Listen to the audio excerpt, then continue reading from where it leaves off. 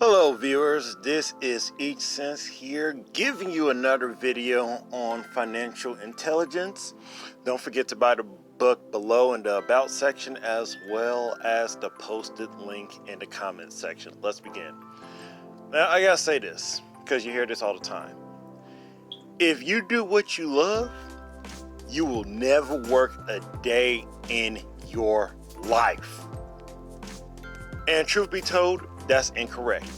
If you do what you love, you will still work.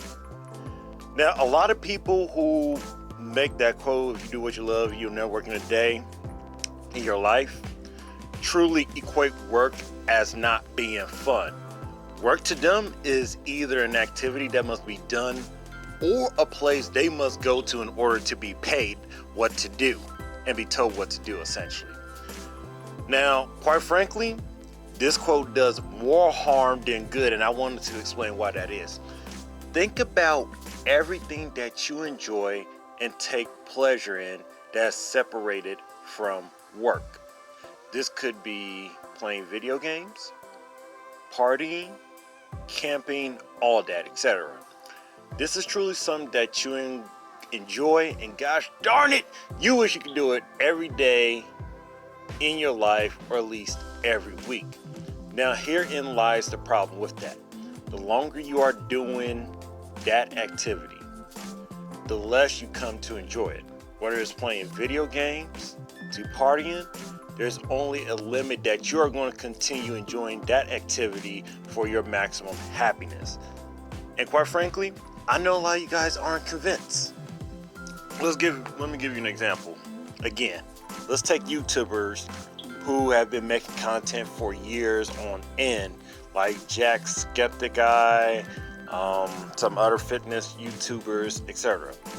They'll do this years on end only to have a burnout or get tired of making the content that they make. Initially, like everyone else, they are happy in starting a channel and uploading videos so that other people can view, subscribe, and maybe even, buy products and services from them. Don't forget to buy the book. Now, in the beginning, that is great. But as time goes on, they fall into a predictable routine that does not make them feel as exciting when starting their YouTube channel. With that predictable routine that made them successful, they have to keep the same energy levels in order to make better YouTube videos. So I'm going to ask you, once again, when you engage in an activity of your pleasure, does your energy levels fluctuate? I know mine does. I don't want to keep playing video games for 24 hours straight. I mean, you could do it for one day, but if you do it every other day or for weeks on end, you're going to become sick.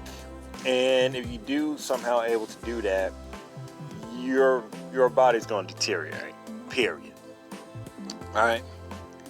Now, once again, I'm saying once again quite a lot, whether that is gaming or partying, a person's energy levels fluctuate and never stays the same throughout. Even if it were to stay the same throughout the leisure activity, it may be short term. Better yet, let's suppose you are a party goer that enjoys going to parties every once in a while. Which scenario do you think will fit you best? Going to a party every other week for 5 to 10 hours? Or going to a party every day for 5 to 10 hours. If you're a party goer, surely you want to go to a party every day. No? Well, truth of the matter is that even people who like the activities that are not work wish not to do those activities after all the time. Okay? Like, you don't always want to do those activities all the time. Now, I'm not one of those people to say the opposite and say, go get a job that can make you a living and not go for useless degrees or career paths. I'm not going to go too much in depth about that because I have other videos explaining that. Actually, I have to explain, make a video explain that, what have you. But I will say this. The benefits, or should I say, the cons associated with a job to make a living, which is, less time, flexibility, less control of your hours, income potential, is way more than the benefits such as stability and, not having to compete. Because a lot of you guys in jobs believe that you do not have to compete.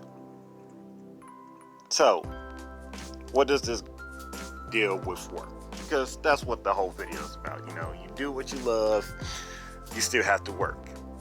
Well, let's think about it this way, okay? When I say that if you're going to do what you love, you have to make a living off of it and learn to market it. You may hear people joke about underwater weaved baskets or underwater, basket weaving classes or degrees. But here's the question. Here's the deal.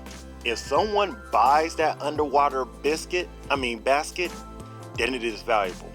On the inverse side, you have people who believe that they should simply work and they'll eventually love what they do, such as, engineering, medicine, because of pressure from peers and family. I could tell you now that there are a lot of people who are licensed medical doctors and engineers who absolutely loathe their professions with a passion. But it puts food on the table and they are satisfied with that. With that explained, I want you to think about all the times you've worked, not simply at a job, but also a laborious task or assignment that you did not particularly enjoy. When you were doing this task or assignment, were there any parts of the process in completing that task or assignment that was not fun?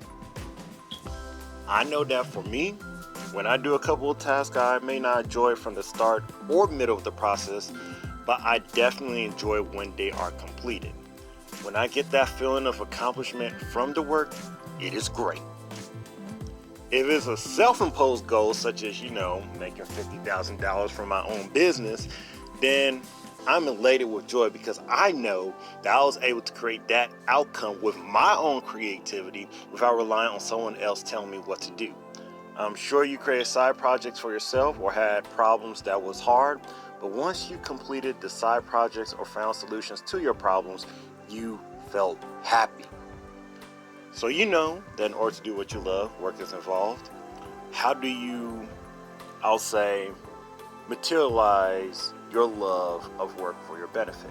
Because that's really what people want to do. Well, this is predominantly a financial intelligence channel, but as with money, it's connected to other areas of your life without knowing. You need to research your profession, both positive and negative factors, and make sure that you research hard. All right. Personally, if I had to do it all over again, I would like to have majored in finance because that's where my strengths lay. But I settled on biology, because I wanted to become a doctor.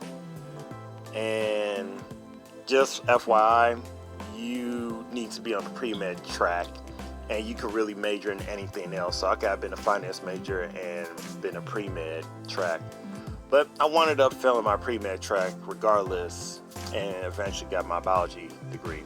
But I digress. Back to the main point.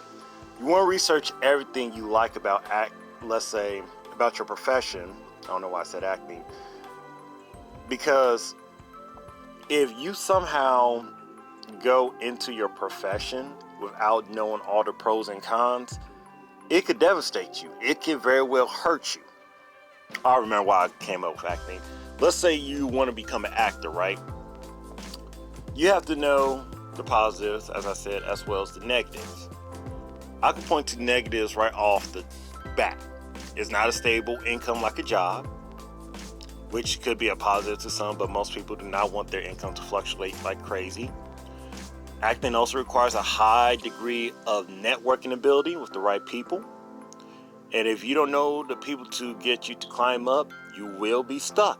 Also, it's extremely competitive. You think having a business is competitive? Goodness gracious, is acting competitive. Once you research that yourself, take some time. Ask yourself, can you deal with the negatives? Thirdly, just draw up a map, listing those positive, negative factors. Make a plan for action. how long it will take, what you have to do to develop your craft, and how much money it will take to develop your craft. All of this you have to bring in together, and with all that, that's when you will begin to love what you do and realize it will take work. That is all I gotta say. Don't forget to buy the book, and that is all. Hope you enjoy. Bye.